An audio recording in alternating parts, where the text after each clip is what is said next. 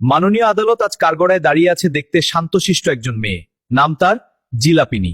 মাননীয় আদালত, এই জিলাপিনীর অপরাধ হচ্ছে সে বছরের 12 মাসের মধ্যে প্রায় 11 মাস খুব শান্তশিষ্ট থাকে, কিন্তু রমজান মাস আসতে না আসতেই সে তার অপরাধ জগতে পা রাখেন। অর্ডার অর্ডার অর্ডার, অপ্রয়োজনীয় কথা বাদ দিয়ে জিলাপিনীর অপরাধ অন্বেষণ করা হোক।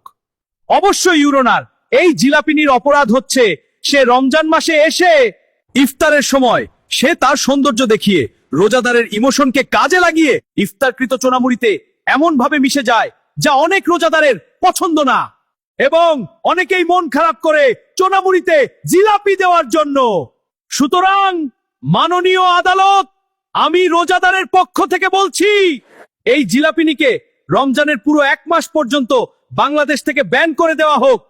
অর্ডার অর্ডার, সকল প্রমাণের ভিত্তিতে আদালত একপক্ষ বিচারের সমর্থন করছে না, কারণ একটি জিনিসের ভালো খারাপ উভয় দিক থাকে। দর্শক, এই মামলার বিচার আপনারাই করেন, দেখি কে কেমন বিচার করেন। আর হ্যাঁ, ফলো করে রাখবেন।